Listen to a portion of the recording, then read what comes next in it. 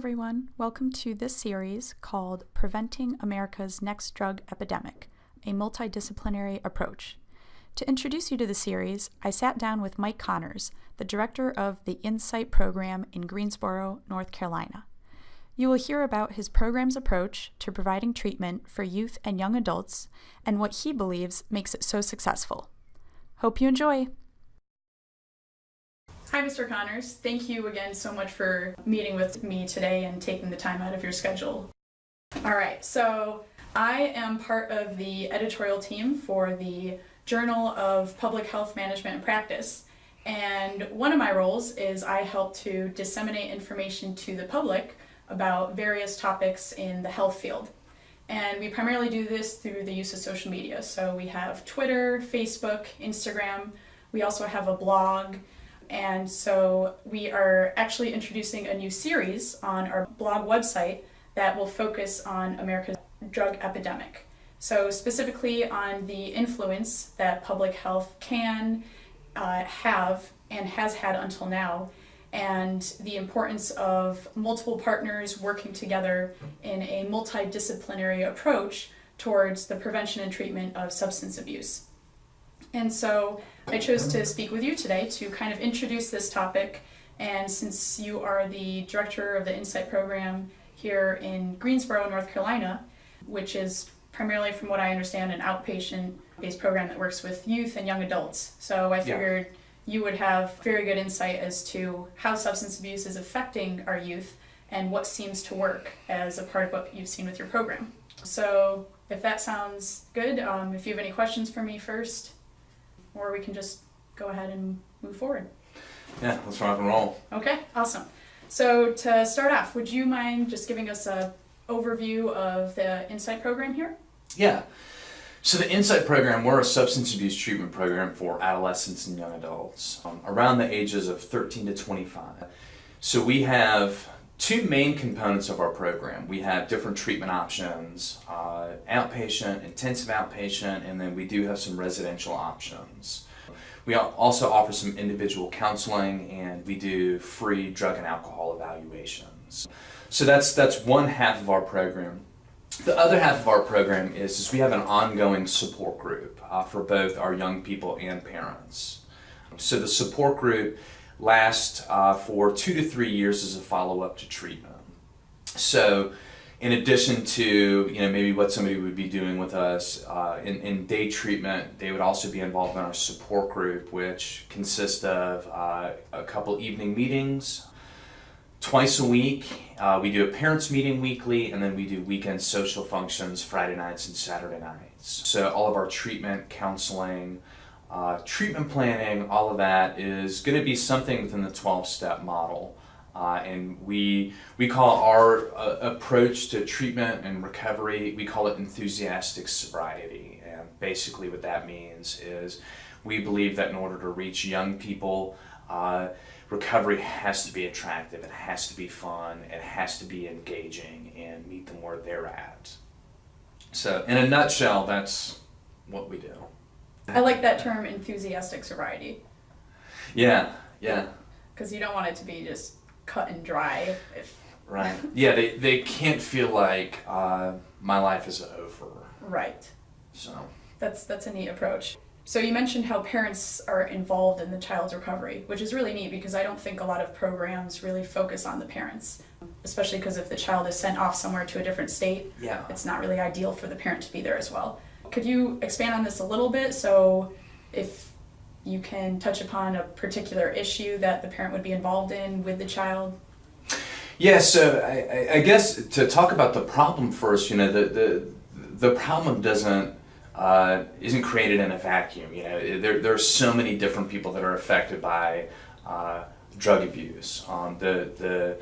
The parents, the family, extended family are all affected by the young person's drug use. And so if it's a family disease, and not to blame the family for the problem, but knowing that the family has been affected by the problem, I think they need to be a part of the solution as well. Because essentially what we're trying to do with their kids is if we're teaching them a different way to live and showing them a different lifestyle, I think the parents at the very least need to understand what we're doing with them and why we're doing it with them. At the same time, there's usually some things that they're going to need to change as well. So we work a lot with parents and families. We have a weekly parent meeting, and that's open to any parents, so parents don't have to have a child in our program to be a part of our parent support group. So in addition to the weekly parent meetings, at a minimum, while they have a child in our treatment, we will contact them at least once weekly. They come in for parent appointments. They're also a part of the aftercare process as well, and have counseling appointments with us. We try and help them work their own 12-step program and also be able to set appropriate boundaries with their kids. We try and help them choose their battles because not everything can be a battle. So that's essentially what we're doing with the parents. Do you find that a lot of the parents are involved in substance abuse themselves, or they more so were oblivious to the fact that their child were using until it got to a point where it was very obvious they needed help?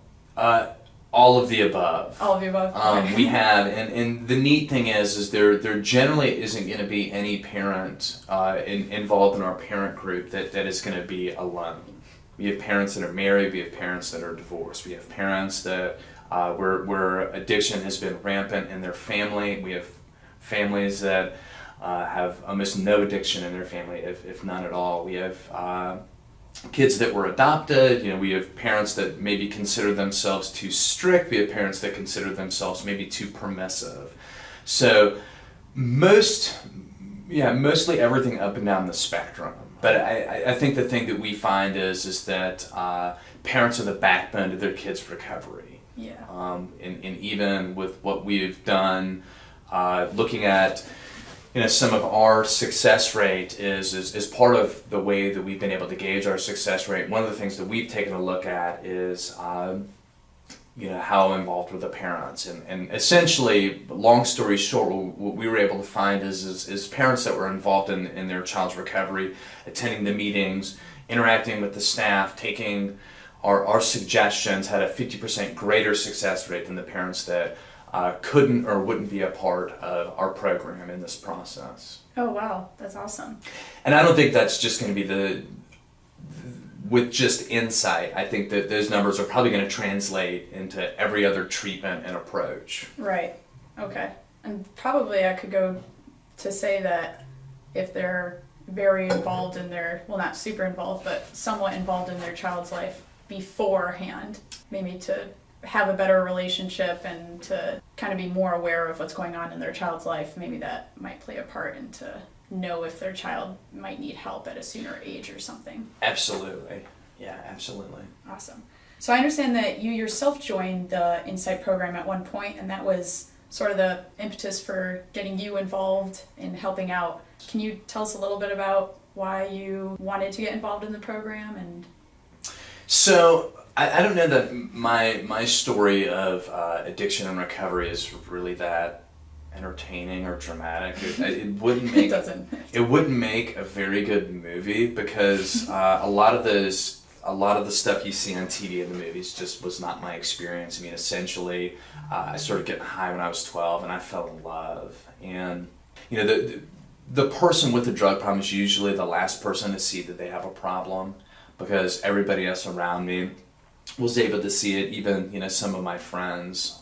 So my parents were wanting me to change a lot quicker than I was wanting to, and between trying counseling and therapy and family counseling and trying to take me to different youth groups and organizations and try talking with me and bargaining with me and contracts and all kinds of stuff, and none of that stuff worked.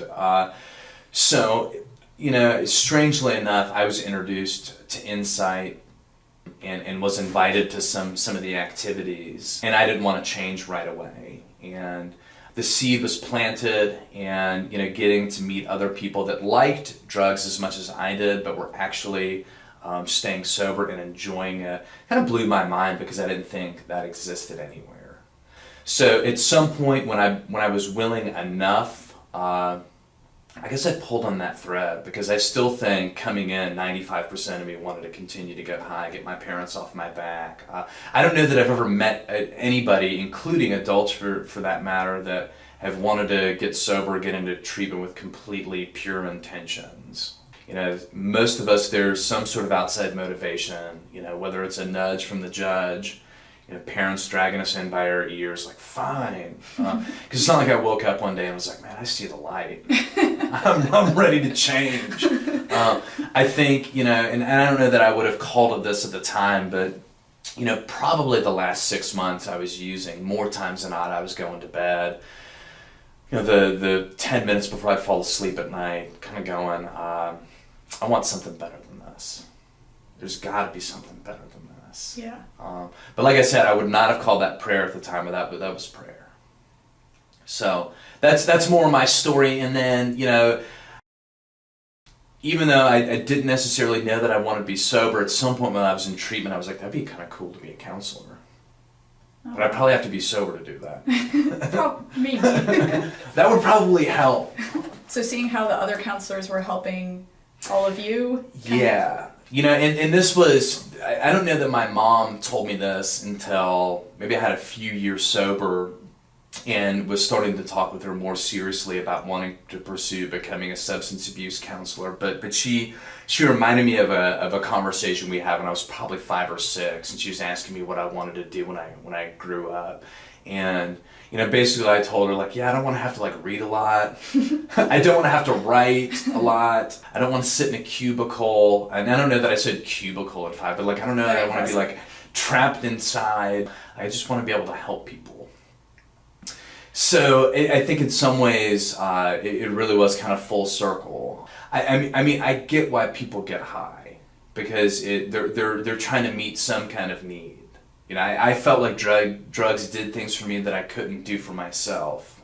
I was just looking for love. I mean, I think really, and I just fell in love with that. And I fell in love with how they made me feel. You know, so in some ways, being sober and counseling, it's not really, it's going to sound weird, it's not really that different than, you know, my whole purpose in chasing drugs. I'm not using anymore, but I'm just chasing something else. Right. It's almost like when people have a substitution, whether it's they get addicted to exercise or something, but it's almost like a passion. And Right. if you have a passion towards helping others, like you mentioned, a lot of people, I think, have that idea that people who abuse drugs, they don't care about other people. And clearly, I mean, if you talk to other people, that's not the case. And how you said at 5, 6 years old, you said you want to help people. But yeah, you just need to fill some sort of void. And filling that void by helping other people, that's kind of where you put that addiction, so to say, on. And I know it sounds cliche, but like I feel like this picked me more than I picked it. But I know that's kind of what everybody says, but I really mean it. If everyone says that, maybe it's true. Right. So I guess based on your own personal experience and with yourself in the program, and then you as being a substance abuse counselor, seeing what has been helping these kids, whether it's with parental involvement or the social activities you mentioned on the weekend, what do you think largely contributes to the high success of the program? Because I think from what I saw, it was pretty consistent in the mid-70s or so. I know a lot of programs are not very successful depending on whether they're 30 days or people go to multiple treatment programs. So what do you think maybe largely contributes to the success that you've seen? I mean, I think the couple things, and this is me kind of saying the same thing twice, but I think is our support group and the peer part of that it's peer driven. It's not just like, I don't care how good of a counselor I am or how good of a counselor anybody is. If there isn't some kind of peer component, it's not going to be successful. But that peer component has to be positive. You know, if it's a bunch of people that feel like they are they have to be in treatment, they have to be sober, they're not going to do it for very long.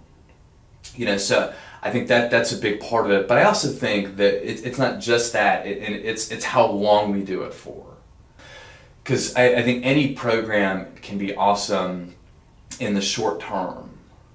You know, to get out at 28 days, 30 days, 45 days, whatever it is. But I think people need to get a lifestyle, and they're not going to get that in 30 days. Yeah. You know, so I think that's a big part of that. But how do you get somebody that, because most of our folks, I think most young people in general, you rarely recognize they have a problem.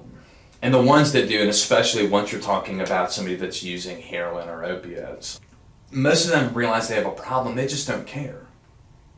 And part of why they're so hard to reach is there's a whole level of apathy there that they can't get past. So in order for something for them to have any real buy-in into it, it has to get them interested. You know, to reach somebody like that, for them to really be excited about doing something, and for that to have any kind of longevity, there's got to be something powerful. There's got to be not only a powerful message, but there's got to be an attractive alternative to that. Because if they're taking something that makes them feel better than anything has ever made them feel in their life, to say, come do this for 30 days and maybe it won't suck, generally isn't going to be enough. Right. You know, so that's why we try and have all of those different components, to the family part of it, to the long-term aftercare part of it, to they have to look forward to coming to the day treatment every day. They have to laugh every day. They have to be engaged every day. So I don't think anybody can do this. So it's the interactive peer-led aspect. For those people who are leading support group or whatever, that kind of gives them a little bit of maybe empowerment. No doubt about it. So we have we call it a steering committee, and basically it's people that help facilitate the meetings. They pick the topics. You know, they're helping do newcomer meetings. You know, when we have a new person come check out our program, you know, they're usually sitting in with one of our counselors. You know, so even though it is staff facilitated and we're overseeing it, it's they have to have skin in the game. You know, so if they're showing up to whether our meetings or our functions and going, here we are, entertain us, make me want to be sober, mm-hmm. They're just not going to do it. So they have to have some ownership on it. So that is a huge component in what we do. Okay. So there is talk that, you know, we're focusing a lot on the opioid epidemic going on, but a lot of recent statistics are kind of pointing at a trend towards people who are overdosing from a mix of using some sort of stimulant with opioids. Mm-hmm. And that potentially there's a cocaine, crack, methamphetamine epidemic that is very imminent. We're just not so focused on it right now because of our current big issue. Do you see, I don't know, among the youth that you get in your program, what you think might be on the rise with that?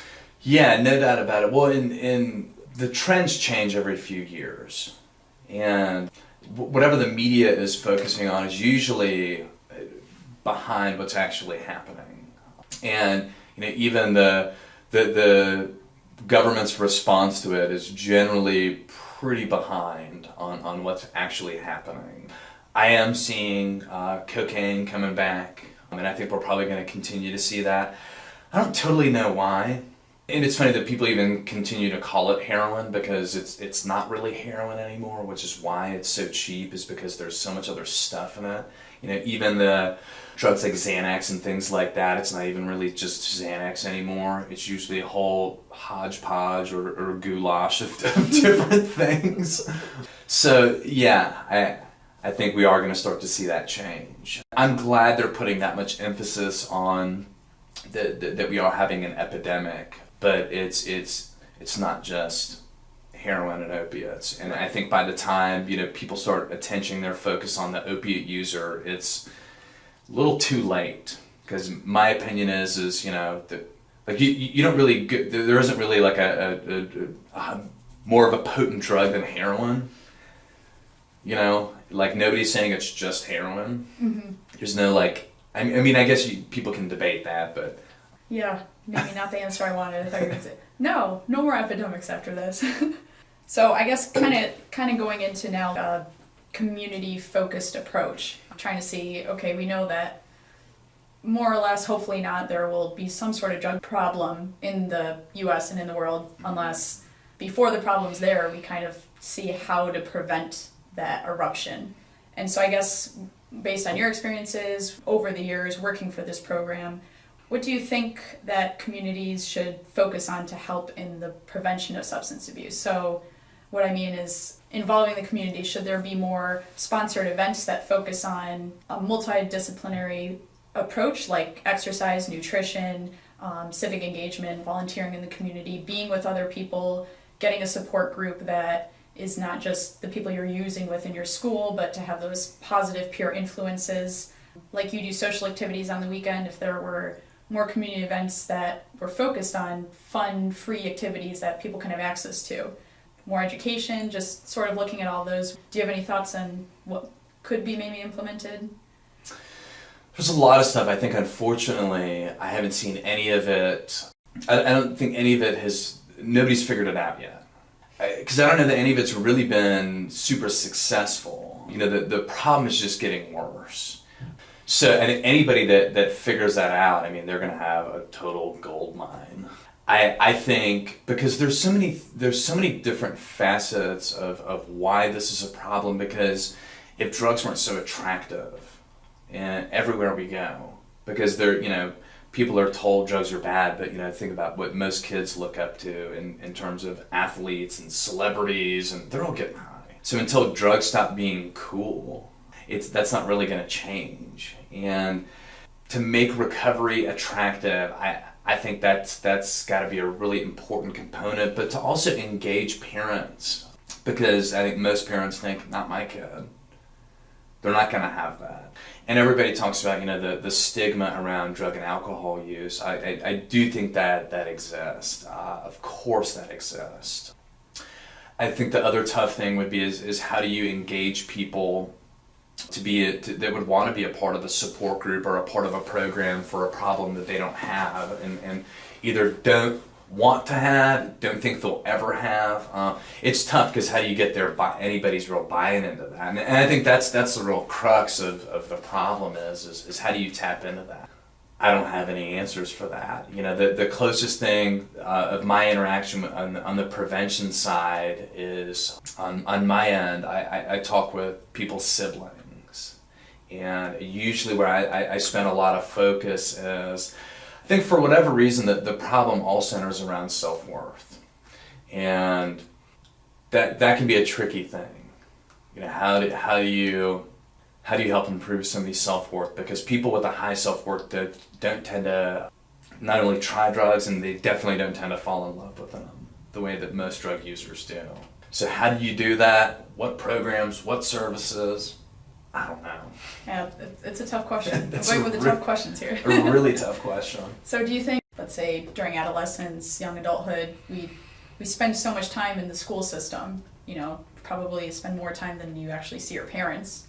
Do you think there should be push towards policy change that implements things more in school, whether it's during the school day, whether it's after school programs?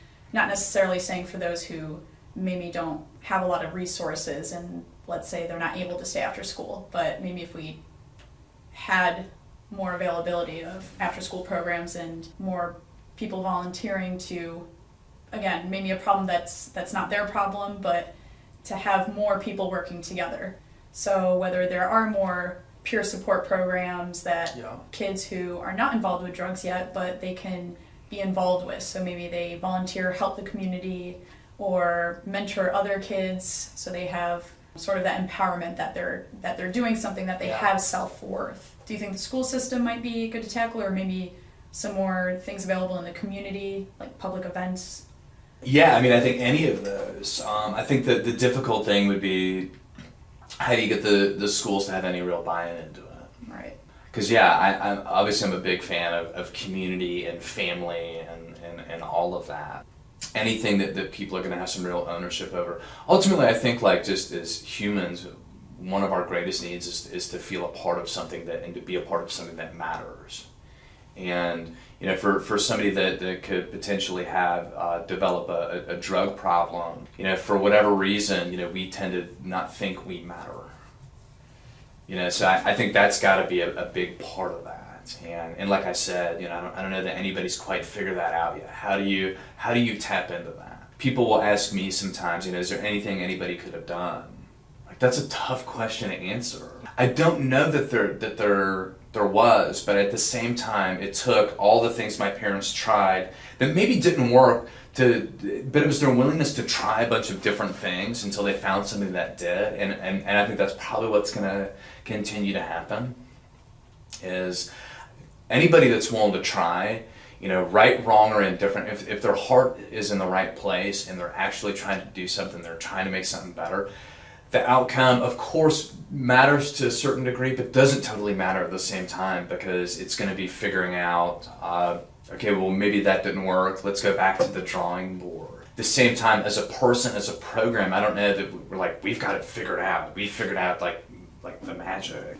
I don't know that we have like the corner on the market of any of that stuff. There's things that we're constantly trying to do. The conversations that I have with people today are a little bit different than they were 5 or 10 years ago, because the world's a little bit different. Teenagers I think they're a little bit more complicated than they were 5 or 10 years ago. And how to keep up with that is difficult. Prevention, I think, is much more difficult than I think what we do, because it's a problem that doesn't exist yet. That's a good point. Yeah. So there's at least, even if the people we're dealing with are in denial about it, if everybody, including their family, is in denial, our phone's not ringing. But to engage people because there aren't a whole lot of like anti-cancer rallies or cancer prevention rallies, and I'm sure those kinds of things exist, but you're going to get a whole lot better of a turnout to race for the cure. And I think that kind of goes with any kind of prevention. Mm-hmm. Although I think, of course, that stuff is really, really important. So a gold mine for whoever figures out the prevention. Absolutely. Yeah, that's some issue that's not there yet. So How do you, and especially youth who are normally just involved in risky behavior and they don't like to listen, how do you get them involved in? No doubt about it. Yeah, that's a tough question. When I go into school talks, and I'm not trying to be a pessimist, but when schools will bring me in to go do talks, the people that need to hear it generally have the toughest time hearing it. The people that don't need to hear what I've got to say tend to listen the most. That's a tough one, because even thinking over my lifetime, the Just Say No generation, and looking back how almost comical some of that stuff is, to fast forward post 9/11, I remember some of the anti-drug commercials were, if you're doing drugs, you're supporting terrorism. I'm like, who are they gonna catch on that commercial, or that's gonna see that commercial and is gonna go, well, in that case, I'm not getting high anymore. I'm like, so it's who are these people that are coming up with these campaigns, and why are they giving money? Yeah, I guess just people are trying anything, even things that we're like, how would that even remotely help? But it's such a big issue. Definitely needs a lot of work. So absolutely. Yeah. Well, I could keep asking you questions for hours, so I'm going to stop there, because that was great. That was a lot of information that I think was really nice to hear. Is there anything before you finish that you'd like to add, or probably covered a lot? I don't think so. Okay. Yeah. Awesome. Well, thank you again. You're welcome. Well, that's it. But